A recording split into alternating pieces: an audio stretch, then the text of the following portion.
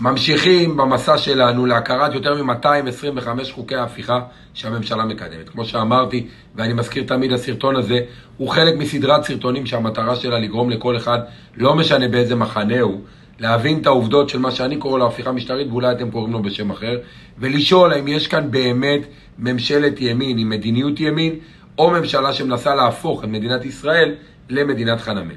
החוק הבא שאני רוצה לדבר עליו הוא 3492/25 פ', הצעת חוק סמכויות מנהלתיות, מעצרים ומגבלות. החוק הזה, שכבר הונח לקריאה טרומית בכנסת, אמור להעניק לשר לביטחון לאומני איתמר בן גביר, שאני מזכיר למי ששכח שהוא טרוריסט מורשע, סמכויות שאין להן אח ורע בשום מדינה מערבית דמוקרטית בעולם. המטורללים האלו רוצים להעניק באמצעות החוק הזה לשר לביטחון לאומי את הסמכות לעצור אזרחים תושבי ישראל לתקופה של עד חצי שנה במעצר מנהלי. זאת אומרת, בלי משפט, בלי הליך פלילי. כדי להוציא צו מעצר מנהלי כזה, השר אמור לקבל בקשה מהמפכ"ל, לאשר אותה ואז לעבור אצל היועמ"ש או פרקליט המדינה, שזה עוד איכשהו יכול לרסן אותו, אבל אנחנו כבר יודעים שהכוונה של הממשלה הזו היא למנות מפכ"ל בובה ויועמ"ש בובה, ולכן זה בעיה. ובכל מקרה, גם אם לא היה מדובר בבן גביר, אלא במישהו אחר, איזה סיבה בעולם יש לתת לפוליטיקאי כל כך הרבה כוח שיכול להשתמש נגד יריבים? איזה כוח? חכו תראו את החלק השני של החוק, שהוא אפילו עוד יותר מטורלל.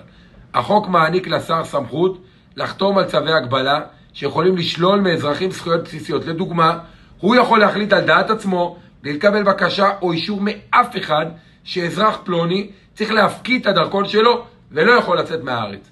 או הוא יכול להגביל אזרחים לצאת מאזור מסוים, או שהוא יכול להחליט שהוא אוסר על אזרחים מסוימים להשתמש באינטרנט. הוא יכול לאסור על אזרחים להיפגש, על אנשים מסוימים להיפגש.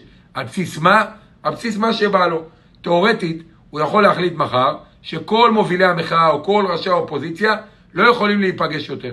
לא יכולים להשתמש באינטרנט או לא יכולים לצאת מהארץ. למה? כי בא לו. התירוץ של בן גביר וחבריו הוא שהחוק נועד לעזור למשטרה להילחם בפשיעה בכלל ובמגזר הערבי, בפשיעה במגזר הערבי בפרט. אבל 3 דברים שצריך לומר על זה. הדבר הראשון, הם לא הציגו שום עבודת מטה או דאטה שמעיד על זה שבאמת יש קשר או אפילו קשר לכאורה בין החוק הדרקוני הזה לבין מלחמה בפשיעה. הדבר השני, הם לא הגבילו את הצעת החוק לשימוש רק במקרים מסוימים עם אופי פלילי או סממנים של פשע מאורגן.